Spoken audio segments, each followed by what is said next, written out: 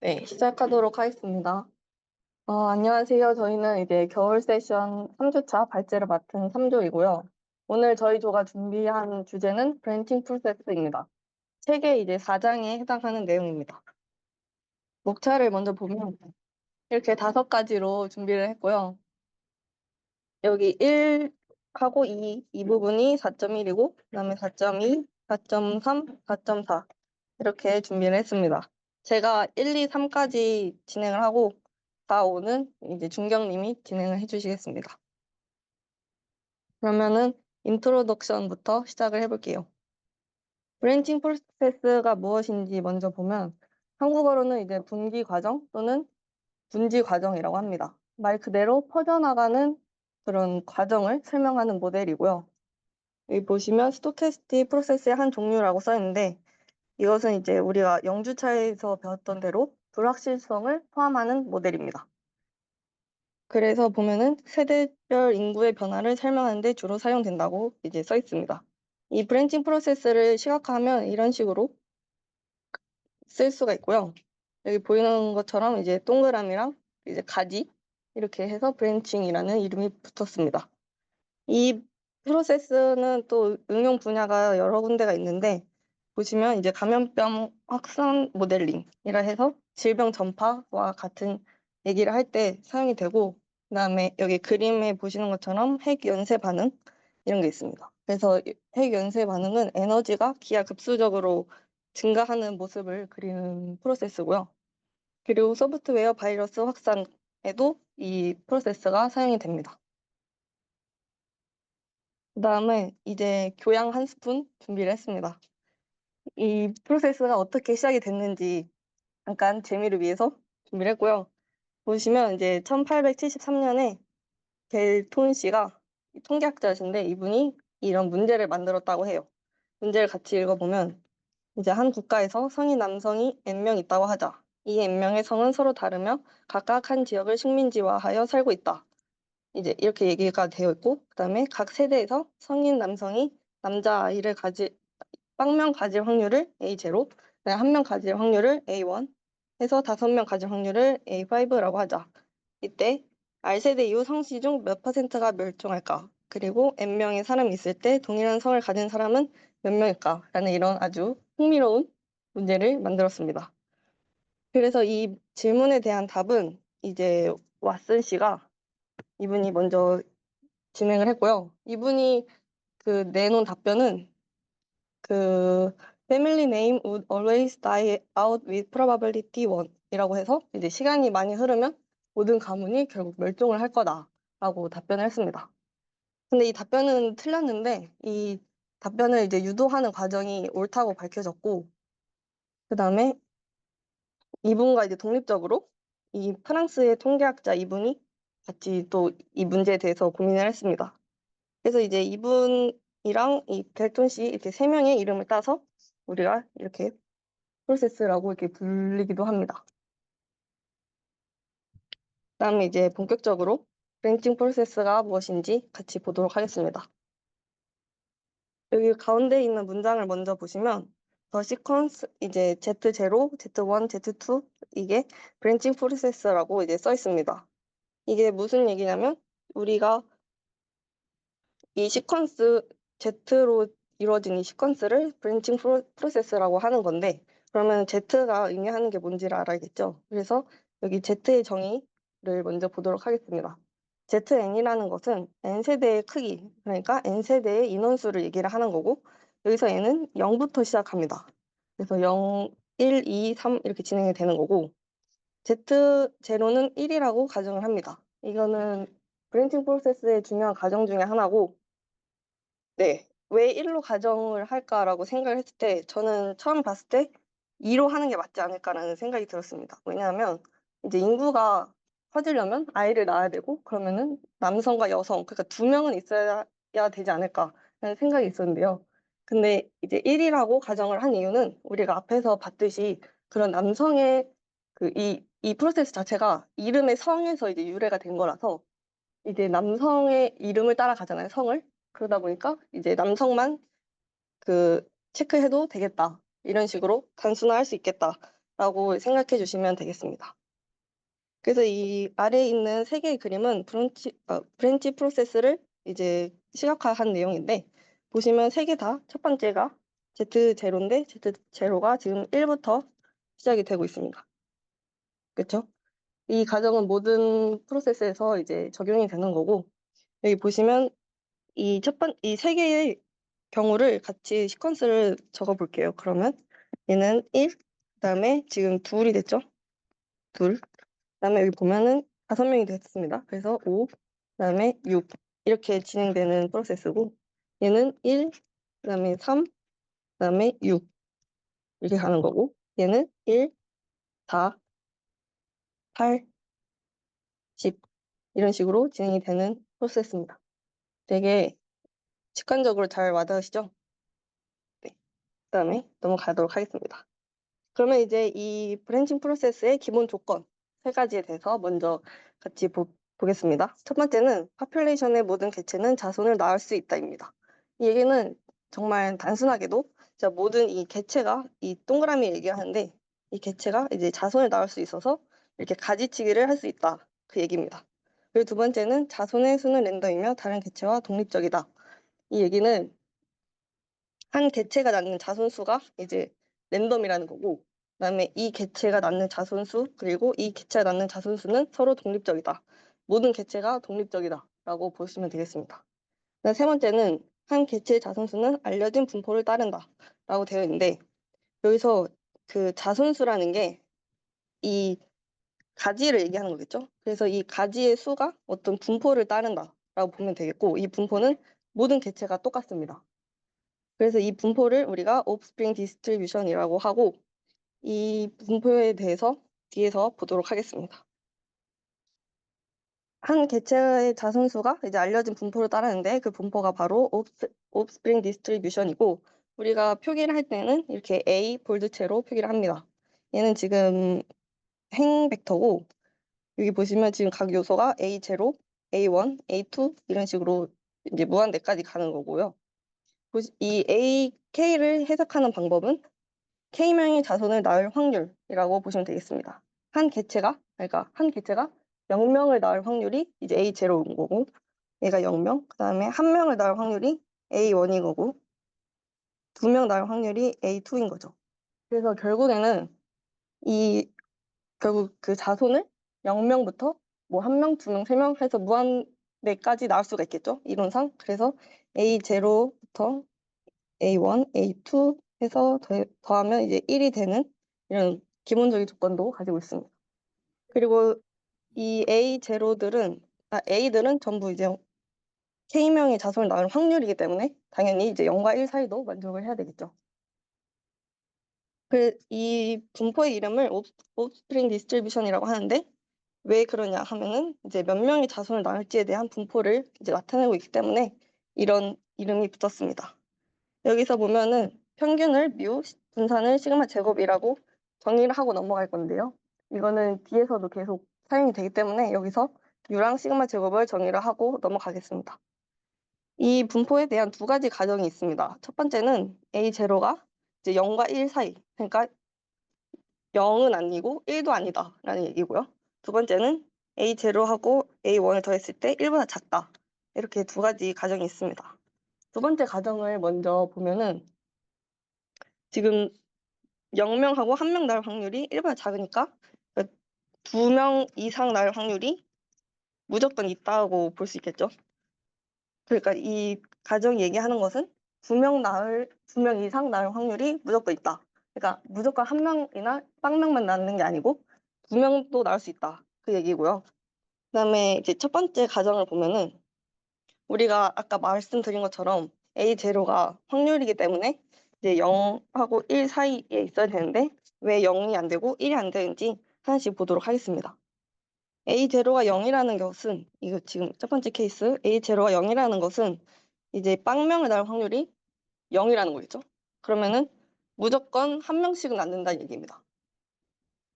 그죠?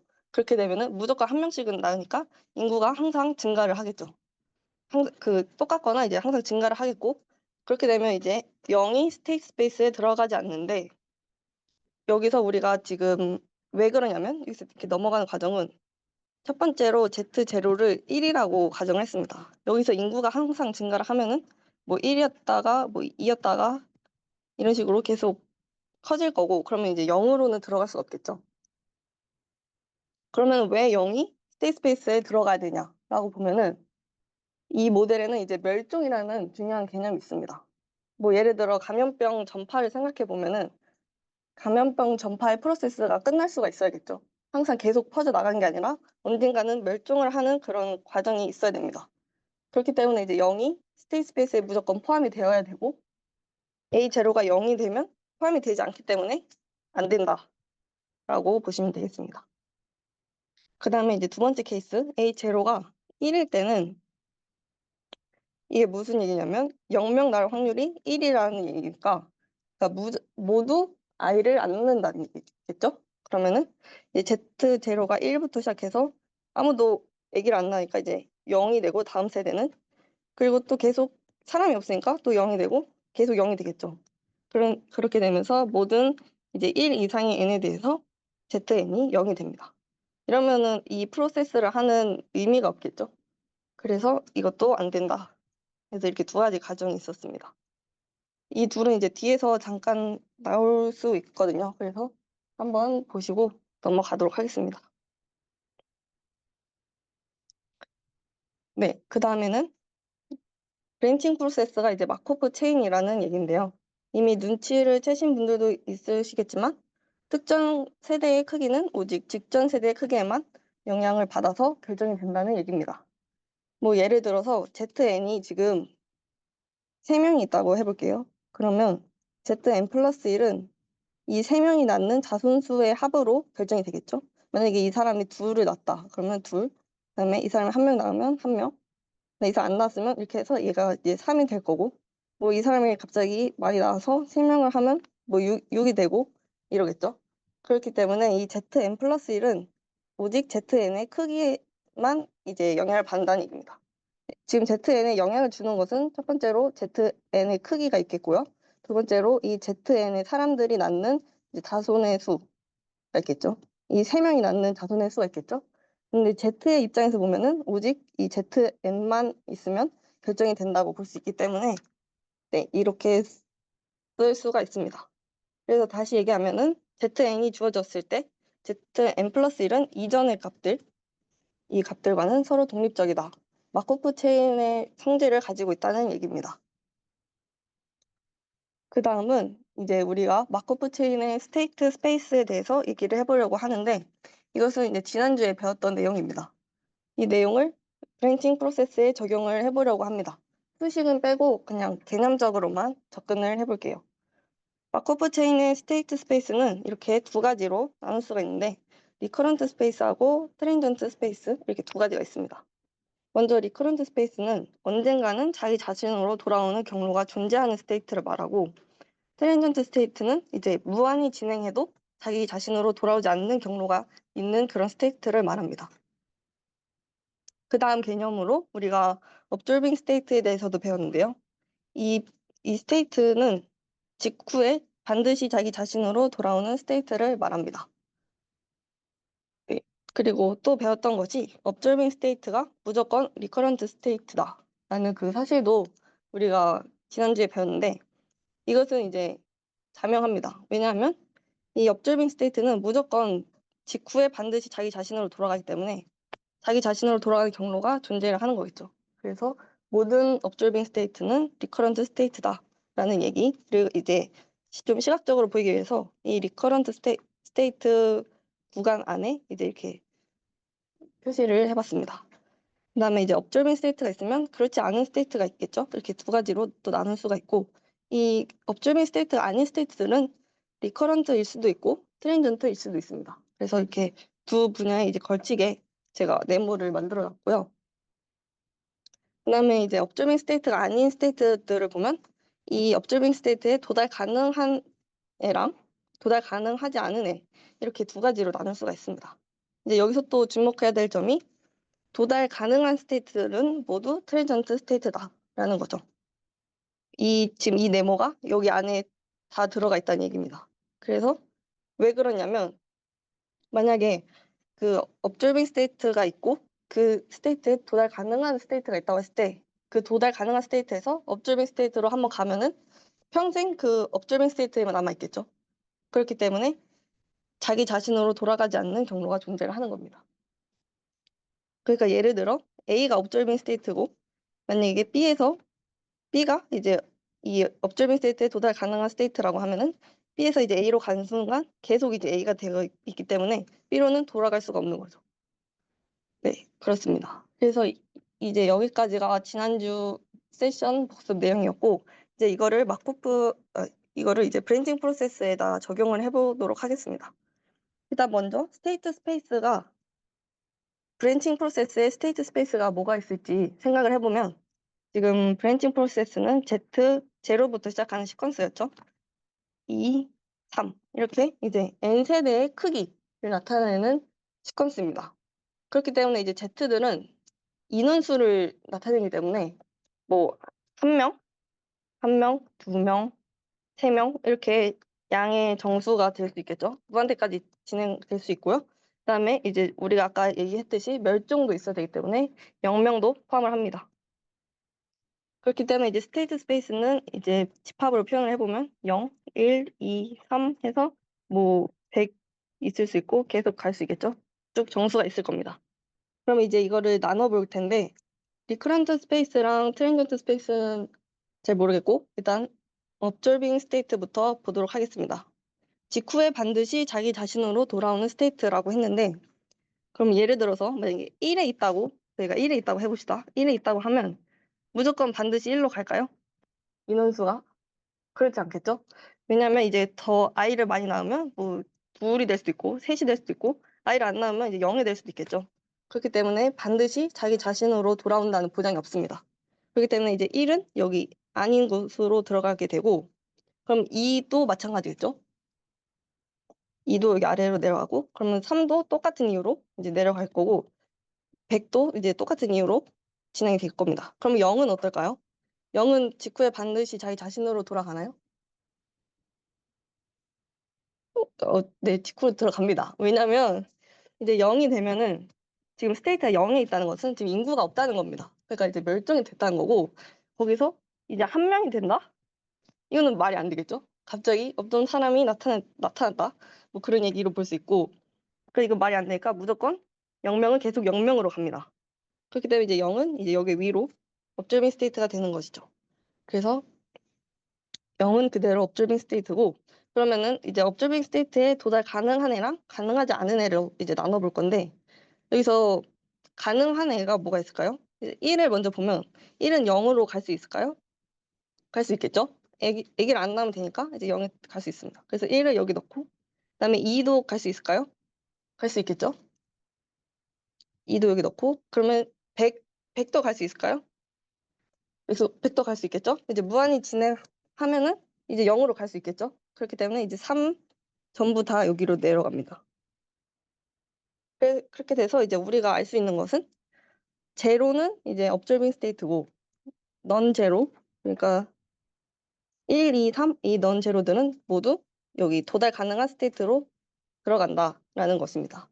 그래서 이제 결론은 0은 observing state고 non 제로 스테이트들은 도달 가능한 스테이트이기 때문에 트랜전트 스테이트다라는 게 이제 결론입니다. 이 내용이 뒤에 있거든요. 같이 보시면 이제 스테이트 스페이스가 지금 0, 1, 2, 3 이렇게 진행되는 정수인데 0은 observing state고 non 제로 스테이트들은 다 트랜전트 스테이트다. 이게 바로 이제 렘마 4.1의 내용입니다. 그런 브랜칭 프로세스에서 non 제로 스테이트들은 모두 트랜전트 스테이트다.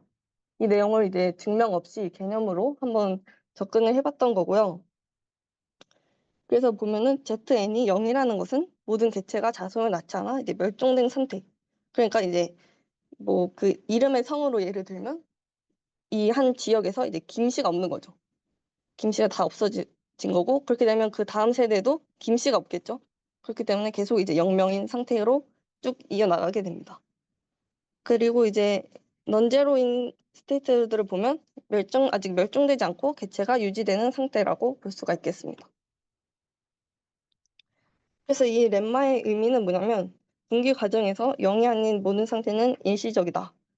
이 일시적이라는 게 이 트랜전트의 의미를 하는 거고, 여기서 멸종 상태 0이 되면 이제 observing state이기 때문에 한번 멸종되면 돌아올 수 없다.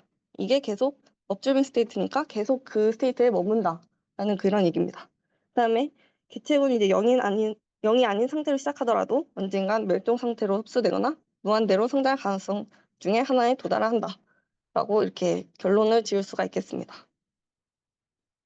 네, 이 렘마를 이제 수식적으로 증명을 해보시고 싶으신 분은 이 페이지를 보시면 되겠고요. 세션 시간에는 설명을 하지는 않도록 하겠습니다.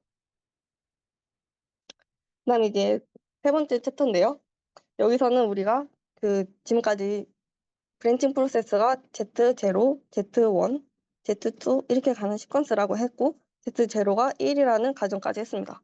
여기서는 이제 ZN을 수식적으로 한번 표현을 해볼 거고 그걸 가지고 ZN의 이제 기대값과 그다음에 분산을 같이 고려를 한번 계산을 해보도록 하겠습니다.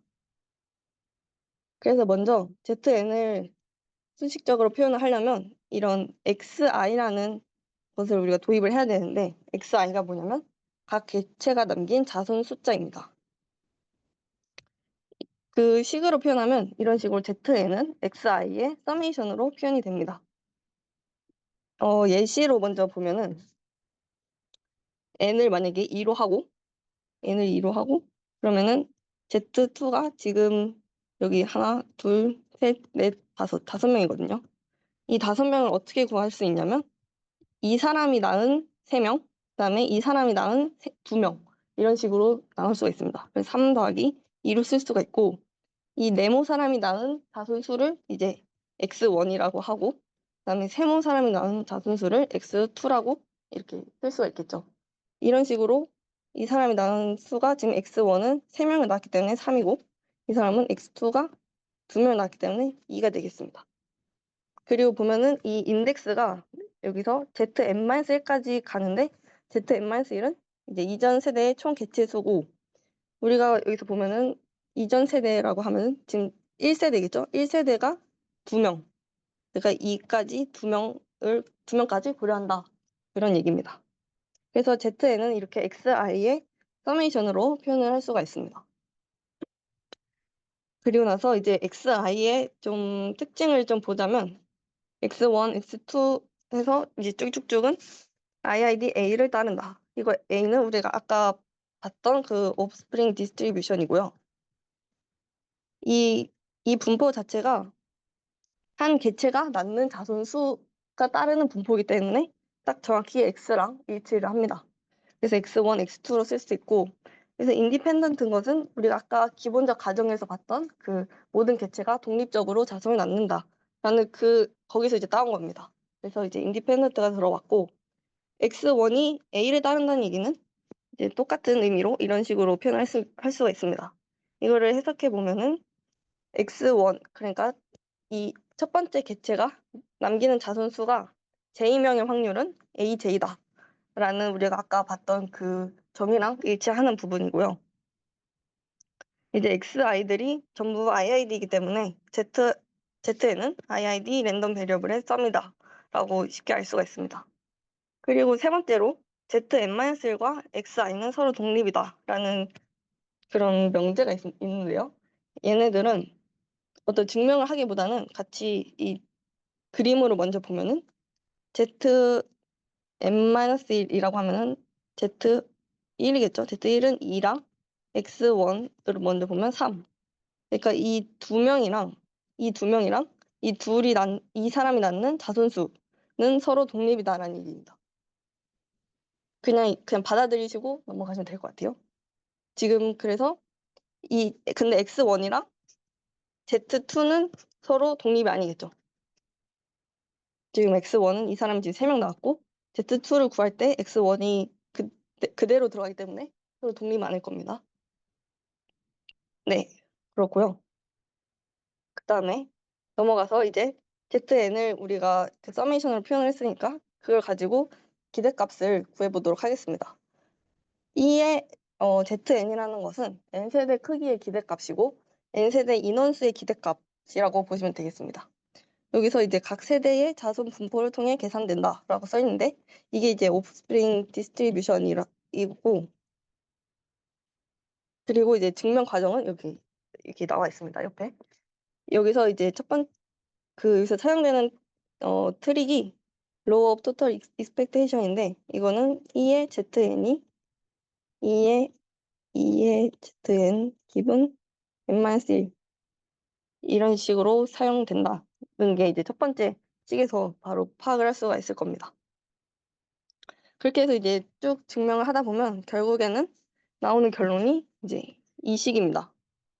이 식이 뭐냐면 이전 세대의 인원수의 기대값 곱하기 그다음에 한 개체가 낳는 자손의 기대값 이 둘을 곱하면 현 세대의 인원수의 기대값이 나온다 라는 얘기고 뮤는 지금 오프스프링 디스트리뷰션의 평균입니다. 그래서 해석을 할 때 한 개체가 낳는 자손의 기대값이라고 보시면 되겠습니다. 그리고 이제 지금 이 식이 재기식으로 되어 있기 때문에 초기 조건 Z0가 1이라는 그 가정에 따라서 반복적으로 적용을 하다 보면 이렇게 쭉쭉쭉 이어나갈 수 있고 결국에는 여기서 이게 1이 되니까 뮤의 n승으로 나옵니다. 그래서 다시 쓰면 이 ZN이 결국 뮤의 n승이다 라는 얘기고요. 이거는 이제 Z0가 1일 때부터 시작을 해서 여기서 한번 세대가 지날 때마다 이제 뮤씩 곱해진다 인원수가 기대값이 결국 이렇게 뮤씩 곱해진다라는 식으로 해석을 하시면 되겠습니다. 평균 세대 크기는 이제 뮤의 값에 따라 지금 평균 세대 크기가 2의 ZN이고요. ZN은 지금 뮤의 n승이고 뮤의 값에 따라 기하급수적으로 증가한다는 얘기는 뮤가 이제 1보다 크다는 얘기고 뮤가 1보다 작을 때는 감소할 수 있겠죠. 그렇기 때문에 브랜칭 프로세스의 장기적 거동을 결정하는 중요한 요소이다 라고 이렇게 결론을 내렸습니다. 그러면 이번에는 롱텀에 대해서 보도록 하겠습니다. 여기서는 이제 이 이전 슬라이드에서 구했던 이 뮤의 n승을 이제 n을 무한대까지 늘렸을 때 어떻게 되는지를 한번 보는 건데요. 첫 번째로 뮤가 1보다 작을 때는 0으로 수렴을 하고 뮤가 1일 때는 이제 1로 수렴을 합니다. 그리고 뮤가 1보다 클 때는 무한대로 수렴을 하는데요. 이제 예시를 들어보면은 한 개체가 평균적으로 낳는 그 수가 0.5명이다. 그러면 결국 그 집안은 언젠가는 멸종을 할 수밖에 없겠죠. 그리고 평균적으로 한 명을 낳는다. 그러면 만약에 한 명에서 시작하면 두 명이 됐다가 세 명이 됐다가 또 두 명이 됐다가 이럴 수가 있겠죠.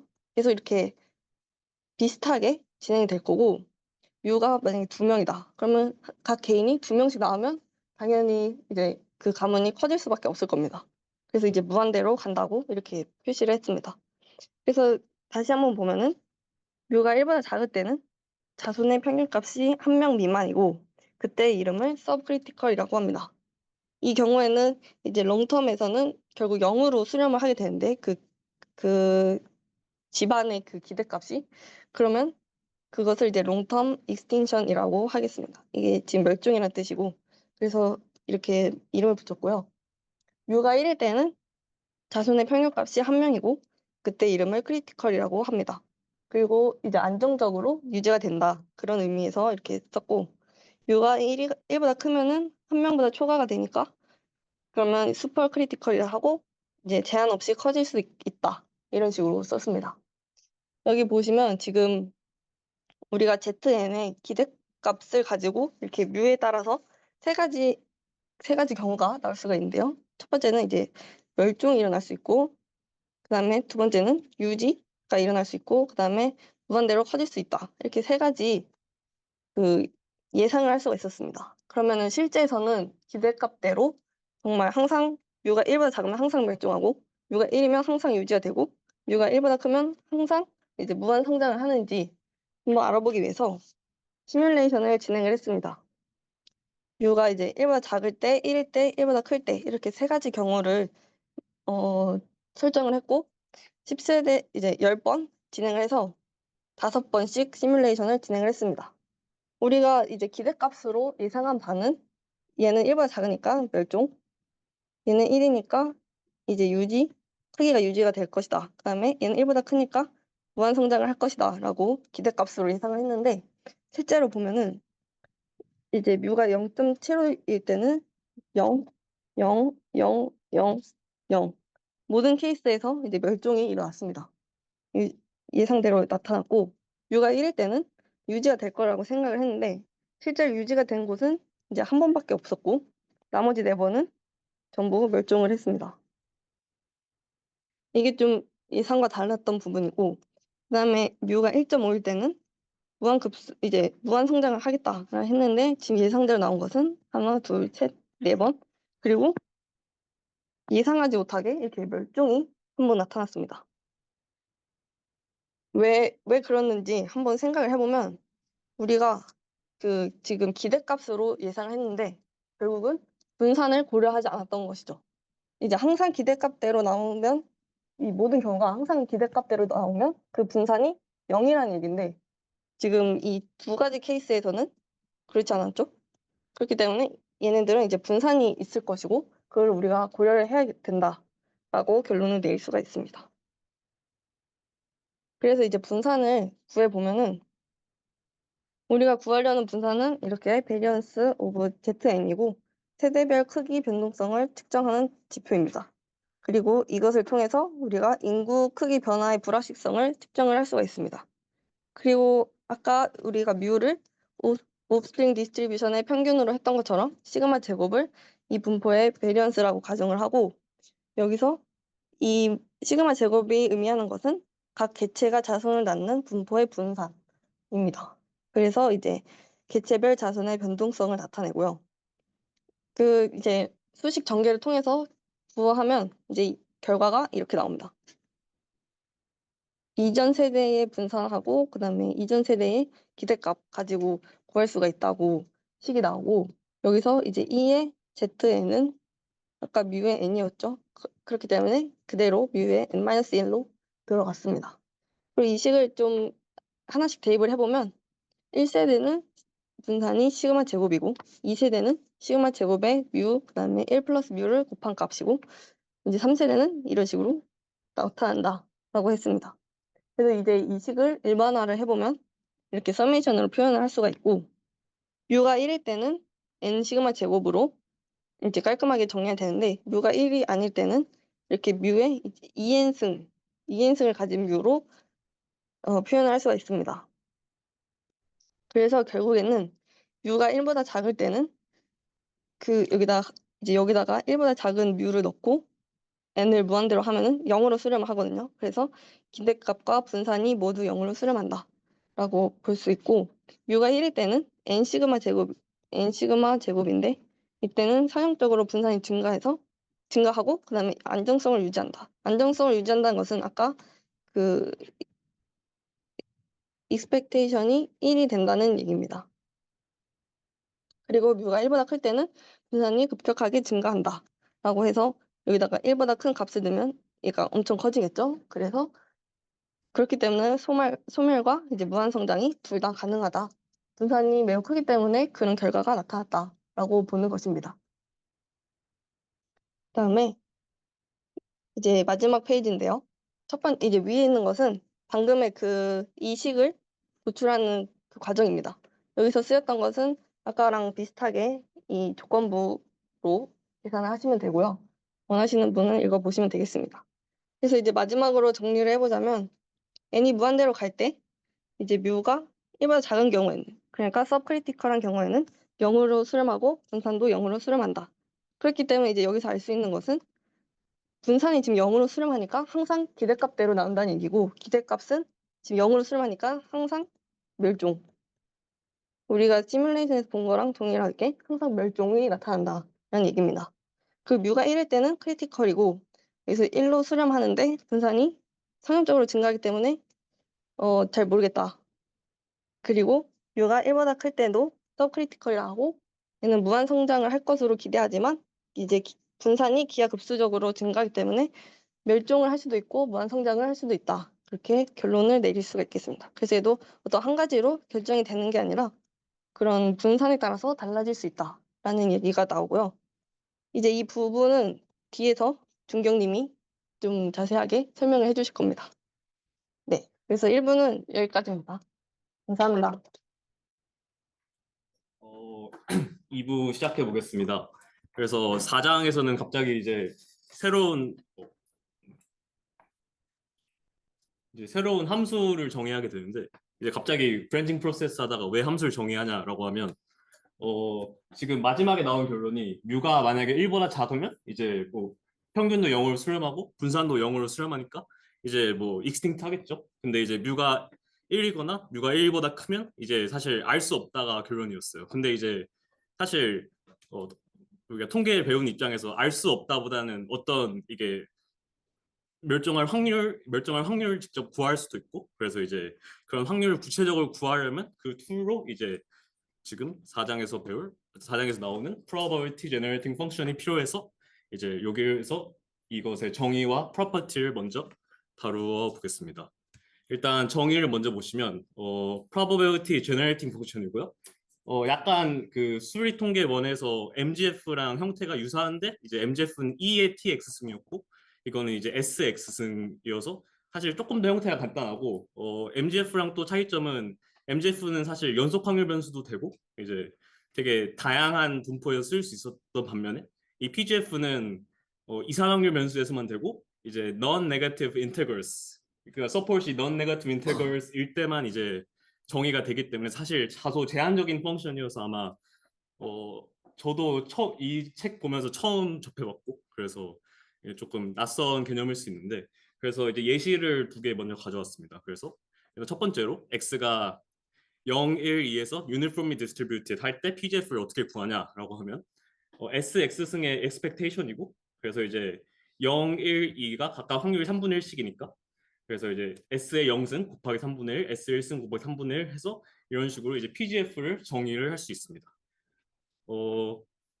그렇고 그리고 이제 geometric distribution이라고 나와 있는데 이제 geometric distribution은 이제 밑에 써 있듯이 성공 확률이 P인 베르노이 시행에서 처음으로 성공하기까지 시행의 수에 대한 확률 분포이기 때문에 이제 X번 이제 성공하기까지 X번 시행했다면 X-1번은 실패하고 마지막 한 번을 성공했겠죠. 그래서 이제 확률 분포가 저렇게 나오고 그럼 이제 이것도 마찬가지로 PGF를 이제 정의를 이용해서 SX승의 expectation이다. 그래서 뭐 이제 시그마를 풀면 무한급수니까 이제 저런 식으로 수렴한다라고 이제 얘기할 수 있습니다.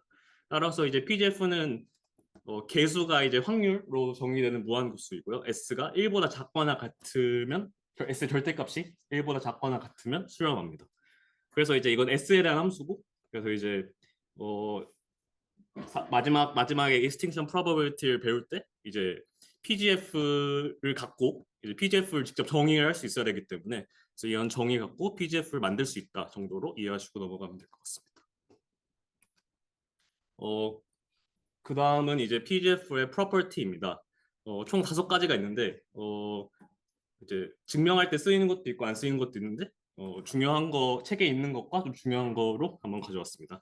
일단 첫 번째는 PGF에 0을 대입하면 그 확률 변수가 0이 될 확률과 같다. 그리고 PGF에 1을 대입하면 1이다 라고 나와 있는데 사실 이유는 되게 단순합니다. PGF의 정의에 따라서 이제 저렇게 쭉 전개가 되는데 이제 S에다가 0을 넣게 되면 다 날아가고 PX는 0만 남기 때문에 첫 번째 식은 자명하고 S에 1을 대입하게 되면 확률의 총합이 되죠. PX는 0, PX는 1, PX는 2 이렇게 쭉 더하기 때문에 확률의 총합이어서 1입니다.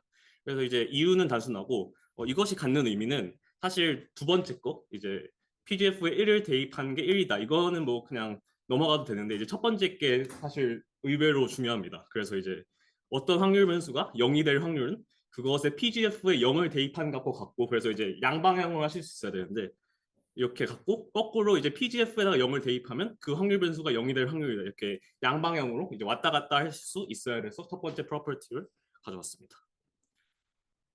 두 번째 프로퍼티는 이제 이 PGF가 probability generating function이었는데 이게 확률을 generating 생성한다라는 펑션인 그런 정의의 이유에 대해서 설명하고 있는 이제 내용입니다.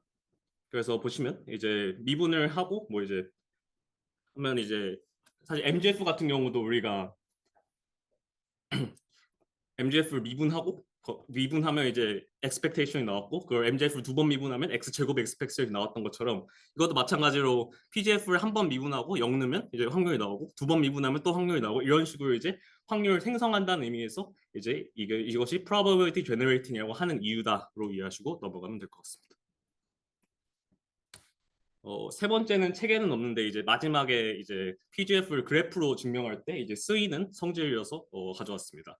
이 PGF는 strictly increasing 하고 convex 하다가 나와 있는데 일단 주의하셔야 될 거는 인터벌이 0 열린 구간 0부터 1까지 하는 겁니다. 즉 우리가 이제 이제 이 PGF가 수렴하려면 마이너스 1부터 1까지 된다고 했는데 이제 마이너스 1 음수값이 아니고 이제 양수인 값에 대해서 인터벌이 나와 있을 때 strictly increasing 하고 convex 하다는 겁니다.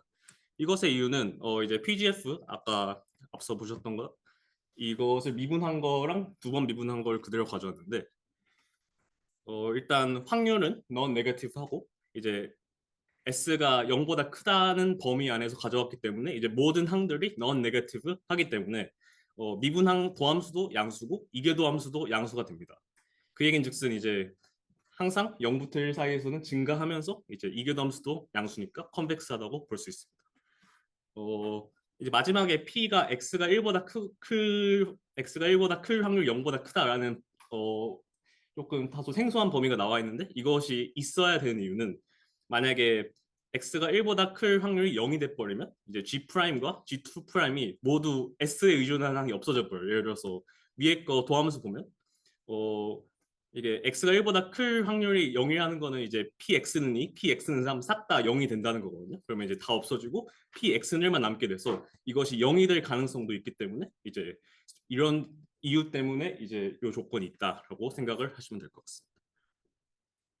네 번째는 이제 모멘스에 대한 건데 이제 이거는 PGF를 이용해서 이제 뭐 분산도 구하고 이제 expectation도 구할 수 있다라는 것인데 사실 뭐 MGF는 이름부터 이제 moments generating 하는데 하기 때문에 사실 그걸 이용하면 되지만 이제 여기에서는 이제 PGF를 알고 있으면 그걸로도 이제 expectation을 구할 수 있다. 그래서 이제 특히 사실 분산은 증명은 써놨는데 사실 중요하진 않은 것 같고 이제 앞에 부분 x의 기대값은 PGF의 S는 1에서 미분계수가 같다. 이 부분이 이제 뒤에서 쓰이기 때문에 일단 요것만 이해하시고 넘어가면 될 것 같습니다. 마지막은 이제 확률 변수를 이제 IID인 확률 변수의 합으로 이제 쪼갤 수 있다면 PGF를 그 각각 확률 변수의 PGF를 곱으로 이제 표현할 수 있다는 겁니다. 증명 보시면 이제 x1부터 xn이 인디펜던트 한다는 조건이 있기 때문에 expectation을 곱으로 쪼갤 수 있고 그래서 이제 유도 과정은 사실 자명하다고 생각을 하고 그래서 이제 이 성질을 이제 여기서 소개하는 이유는 이제 밑에 example 나와 있듯이 binomial NP를 따르는 어떤 이제 확률 변수가 있을 때 그것의 PGF를 구할 때 물론 이제 binomial NP를 이제 PGF의 정의 갖고 시그마를 이용해서 이제 PGF를 구할 수도 있겠지만 사실 바이노미널 NP보다는 버너리 P의 PGF를 구하는 게 훨씬 쉽고 왜냐하면 버너리 P는 0과 1 두 개의 값만 가지기 때문에 훨씬 쉽고 그것을 n개 더한 게 IID인 버너리 P를 n개 더한 게 바이노미널 NP이기 때문에 그런 성질을 이용해서 이제 PGF를 구하면 조금 더 이제 단순한 방법으로 이제 PGF를 구할 수 있다라는 의미에서 이 프로퍼티가 존재합니다. 따라서 이제 요약을 하면 이제 정의는 저렇게 됐었고 그래서 이제 S에 대한 함수였고 이제 이산확률 변수에서만 정의되는 이런 PGF를 우리가 정의했고 프로퍼티에서 이제 extinction probability를 설명할 때 이제 쓰이는 프로퍼티를 빨간색으로 칠해놨는데 그래서 첫 번째 아까도 제일 중요한 성질이라고 했는데 PGF에 0을 대입한 것은 그 확률 변수가 0이 될 확률과 같고 거꾸로 어떤 확률 변수가 0이 될 확률은 그 확률 변수의 PGF에 0을 대입한 것과 같다가 이제 많이 쓰이기 때문에 이걸 알아가시면 좋을 것 같고 PGF 1 대입하면 1 나오고 두 번째는 이제 PGF의 이제 PGF가 왜 probability를 generate 하는가에 대한 얘기였고 이거는 그냥 그런가 보다 하고 넘어가시면 될 것 같고 이제 세 번째 PGF는 strictly increasing하고 convex한데 이제 인터벌이 이제 0부터 1까지 일 때는 항상 증가하면서 이제 볼록하다라는 내용이었고 이제 네 번째에서 이제 PGF를 미분해서 거기다 1 넣은 값은 그거 expectation과 같다. 라는 내용이었습니다. 나머지는 소개해드린 대로고 이제 6번은 책에 있어서 갖고만 왔는데 모든 S에 대해서 X의 PGF와 Y의 PGF가 같다면 X와 Y는 같은 분포를 가진다. 이거는 uniqueness of MGF랑 비슷하게 어떤 분포가 있으면 그것에 대응하는 MGF가 하나였던 것처럼 이것도 마찬가지로 어떤 분포가 있으면 그것에 대응하는 PGF가 하나다. 그래서 이제 그렇다 하고 책에서 나와 있기 때문에 이제 써놨습니다. 이제 PGF의 정의와 프로퍼티를 바탕으로 이제 우리가 궁극적으로 알고 싶었던 extinction probability를 어떻게 배울 것인가를 이제 소개해 보겠습니다. 일단 그 전에 1에서 3 이제 원희님께서 설명해 주셨던 그 부분을 먼저 간단하게 요약하고 넘어가겠습니다. 우리가 ZN을 N세대의 크기, 즉 인구수, N세대 인구수라고 정의했고 이제 이것은 브랜칭 프로세스이면서 마르코브 체인이라고 했습니다. 그래서 이제 ZN을 구하는 방법으로는 그 이전 세대 개인들의 자손의 총합, 즉 XI들의 총합으로 구할 수 있었는데 이것이 expectation이랑 variance를 구하기 조금 복잡했던 이유는 그 시그마의 윗끝 ZN-1이 확률 변수라는 점이었습니다. 즉 random sum of random variables이 있기 때문에 사실 expectation과 variance를 구하기 좀 까다로웠고 그래서 이제 그런 부분 때문에 이제 PGF를 도입해서 조금 다른 방법으로 이제 extinction probability 접근해 보겠다가 여기에서 다룰 내용입니다. 그리고 브랜칭 프로세스를 이제 결정하는 가장 중요한 디스트리뷰션이 이제 업스트림 디스트리뷰션인데 한 개인의 자선수 XI가 따르는 분포이고 그래서 이제 알파라고 넣고 알파 0, 알파 1, 알파인데 알파 0이라고 하면 자선수가 0명일 확률, 자선수가 1명일 확률 이런 식으로 쭉 나와 있는 그 분포가 사실 제일 중요했던 이유는 모든 개체의 자선수가 이 업스프링 디스트리뷰션에 따르기 때문이었습니다. 첫 번째 세대이든 100번째 세대이든 무조건 그것의 자손수는 업스트링 디스트리뷰션 알파에 따르기 때문에 이 업스트링 디스트리뷰션에 의해서 마르코브 체인이 브랜칭 프로세스가 결정된다고 봐도 과언이 아닐 정도로 업스트링 디스트리뷰션에 의해서 브랜칭 프로세스가 결정되고 그 브랜칭 프로세스의 익스팅션 여부가 결정된다라고 보시면 될 것 같습니다. 그래서 아까 얘기했듯이 브랜칭 프로세스에서는 자손수 XI끼리는 독립이고 세대와 관계없이 모두 업스트링 디스트리뷰션을 따른다고 가정한다는 전제 하에서 이제 extinction probability를 다뤄보겠습니다. 그래서 우리의 관심은 이제 long term, 이제 n이 무한대, 즉 무한번째 계속 이어나가서 무한번째 세대일 때 인구수가 스테이트 0으로 흡수되는지 아니면 제한 없이 커지는가였는데 마지막에 이제 3장에서 이제 다뤘던 것은 만약에 뮤가 1보다 작으면 ZN의 기대값과 분산이 모두 0이기 때문에 반드시 extinct 한다였는데 이제 뮤가 1이거나 뮤가 1보다 크면 사실 알 수 없다가 결론이었어요. 근데 이제 즉 멸종과 바운디스 그로스가 둘 다 가능하지 않냐라고 나온 게 결론이었고 그것에 대한 확실한 답변을 얻기 위해서 이제 PGF를 도입하고 PGF의 성질을 이용해서 구체적인 멸종 확률 2를 구해보자가 여기에서 다룰 내용입니다. 그리고 위에 적혀 있는 거는 이제 증명할 때 쓰는 거 아까 빨간색으로 칠한 걸 한 번 더 가져왔고요. 이따 증명할 때 다시 사용해 보겠습니다. 결론을 얘기하기 전에 이제 그 결론에 도달하기 위한 툴이 하나 있는데 여기 relation between PGF of upstream distribution and ZN이라고 써 있는데 그래서 이제 이게 뭐냐면 upstream distribution을 따르는 어떤 확률 변수 또는 어떤 개체가 있을 거예요. 그것의 PGF를 GS라고 정의를 하겠습니다.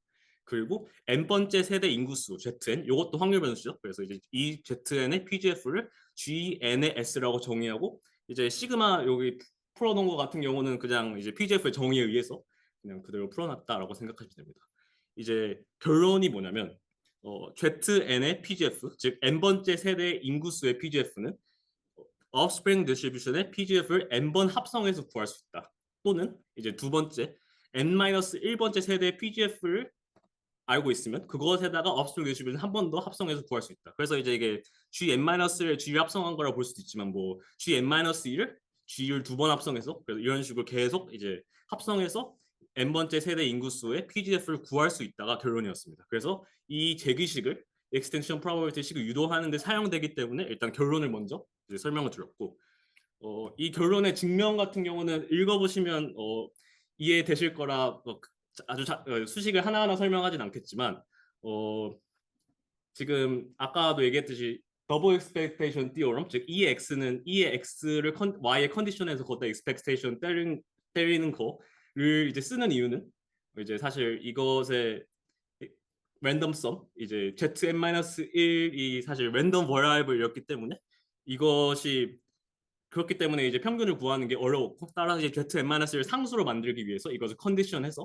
이제 컨디션해서 이제 expectation을 구하겠다가 여기에서 쓰는 아이디어입니다. 그래서 4.3에서 증명했던 거랑 거의 유사해서 이제 읽어보시면 이해가 될 것 같고 따라서 결론이 이제 아까도 설명해 드렸다시피 n번째 세대의 PGF는 첫 번째 세대의 PGF를 n-1번째 세대로 합성한다라고 할 수도 있고 그냥 업스프링 디스트리뷰션의 PGF를 n번 합성한다라고도 볼 수 있다라는 게 결론이었습니다.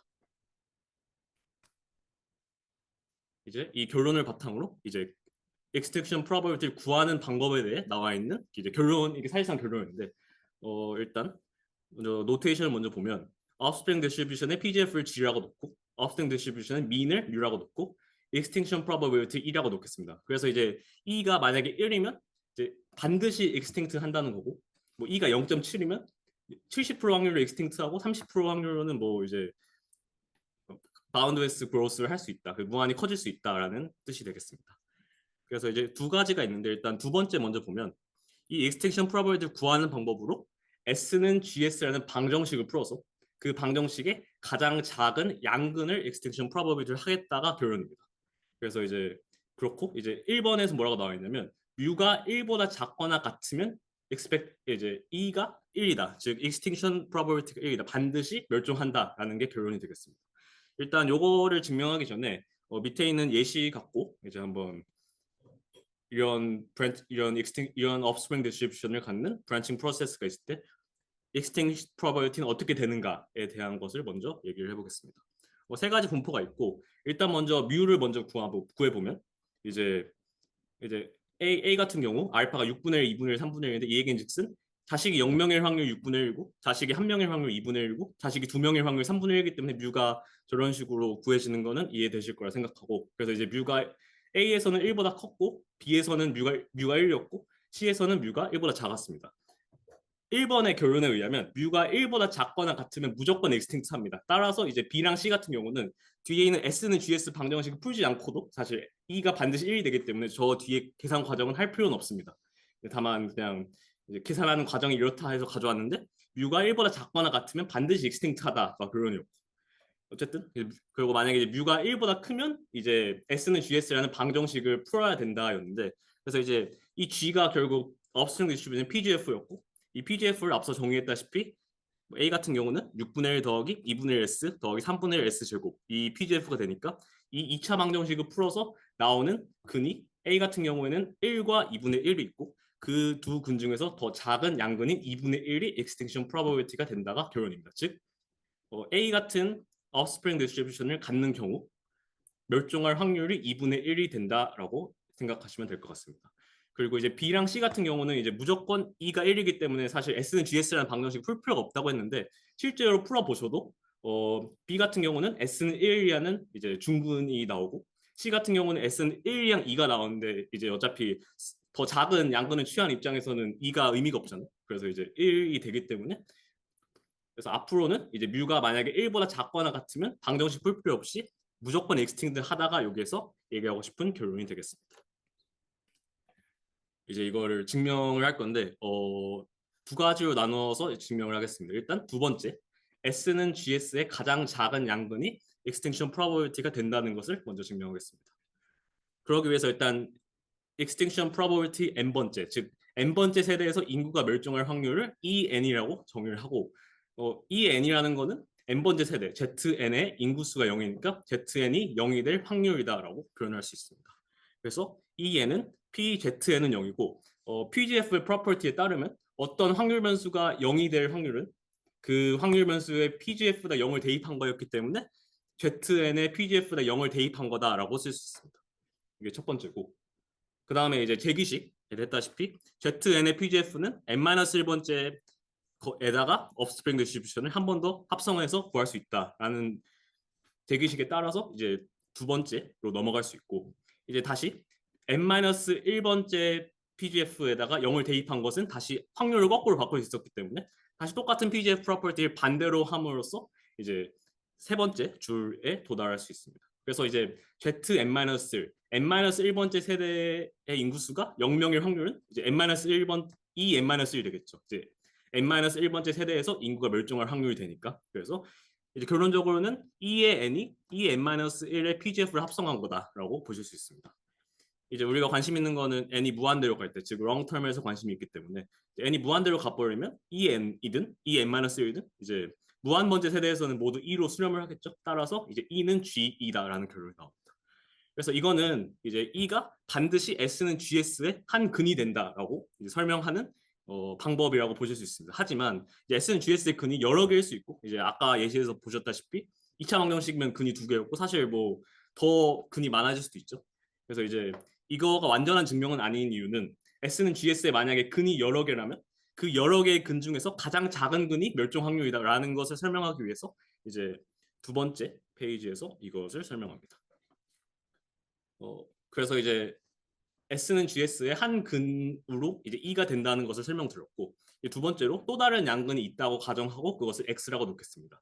그러면 PGF 프로퍼티 두 번째, 즉 두 번째가 아니고 세 번째인 것 같은데, 아무튼 이 PGF가 0부터 1 사이에서는 이제 증가 함수라는 이제 PGF가 스펙트럴 인크리싱하고 컨벡스하다라는 성질이 있었기 때문에 G0보다는 GX가 크거나 같을 겁니다. 그리고 이제 S는 GS의 근이라고 했기 때문에 GX는 X가 되겠죠.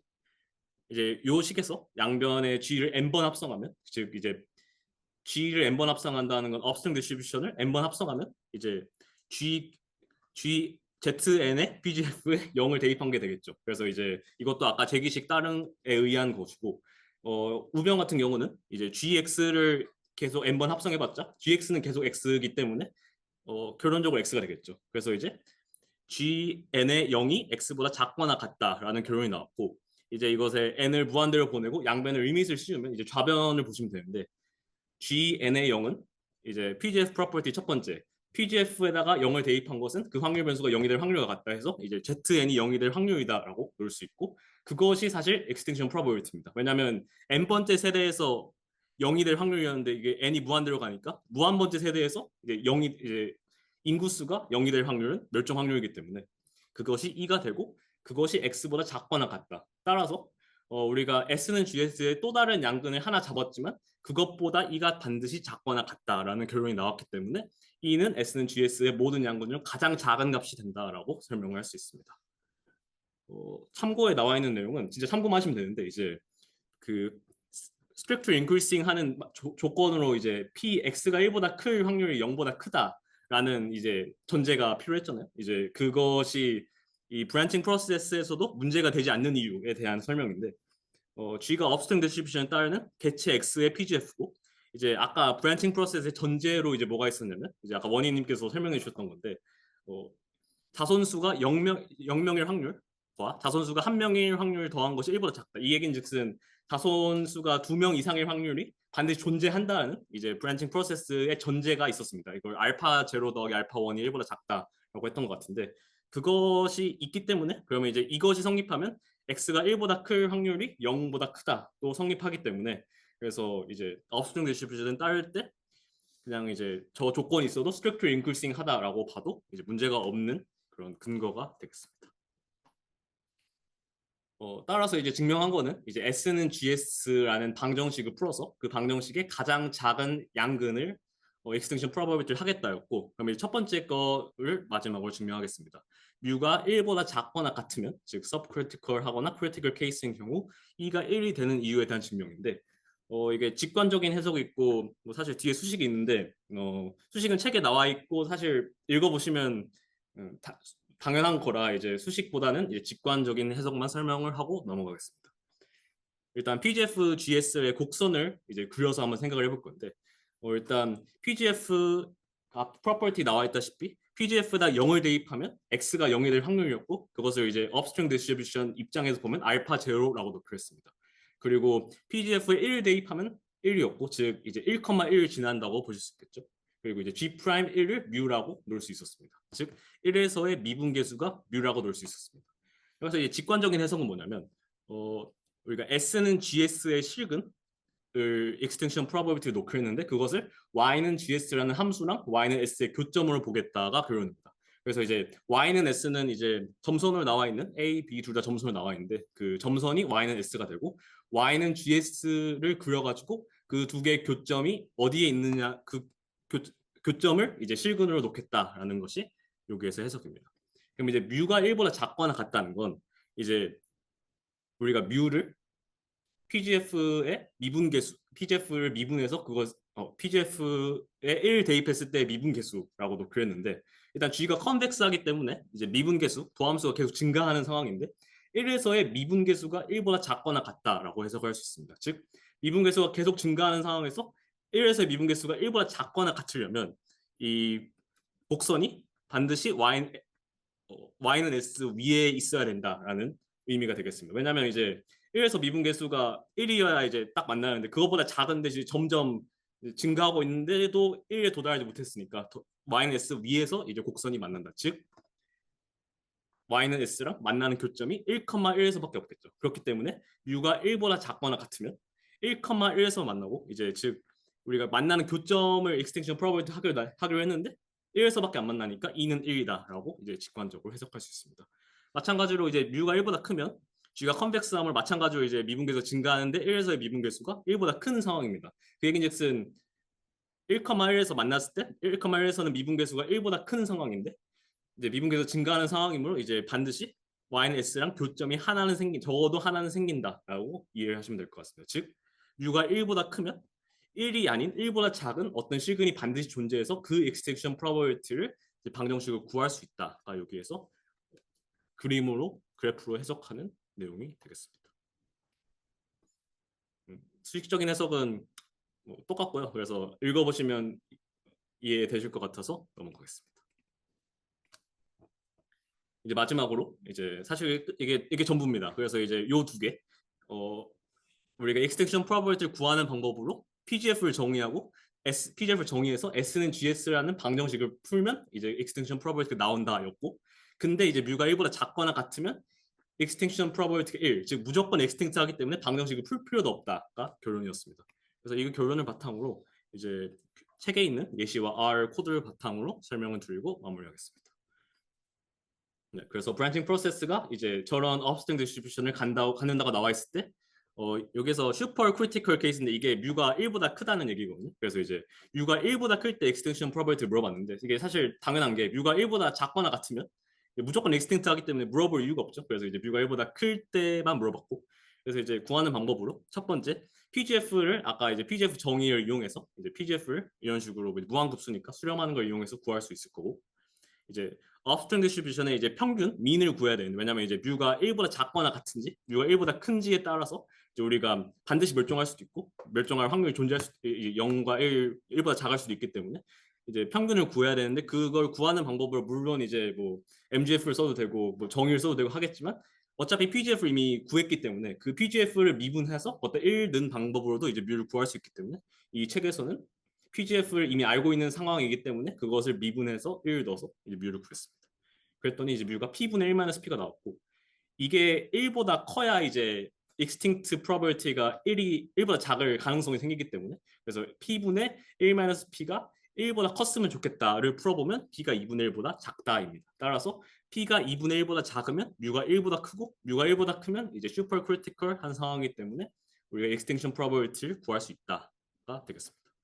따라서 이제 뮤가 1보다 큰 상황이기 때문에 S는 GS라는 방정식을 이제 저런 식으로 풀면 되고, 그러면 이제 근이 두 개 나오죠. 1이 나오고 1-P분의 P가 나오는데 두 번째 근이도 1보다 작습니다. 그래서 이제 1-P분의 P를 이제 extinction probability에 놓겠다. 그리고 이제 아까 뮤가 P분의 1-P였고 그것의 역수가 우연히 나왔으니까 이제 extinction probability를 뮤분의 1로 놓겠다가 되겠습니다. 그리고 만약에 이제 P가 2분의 1보다 크거나 같으면 이제 critical 아니면 이제 뮤가 1보다 작은 상황이기 때문에 그럴 때는 반드시 extinct 한다가 되겠습니다. 그래서 이거를 R로 표현한 코드인데 이제 아까 결론만 이제 위에다 썼는데 이제 super critical case가 P가 2분의 1보다 작을 때였고 그때의 extinction probability는 뮤분의 1이었습니다. 따라서 이제 P가 4분의 1이면 뮤는 3이 되고 멸종 확률 E는 3분의 1이 될 것입니다.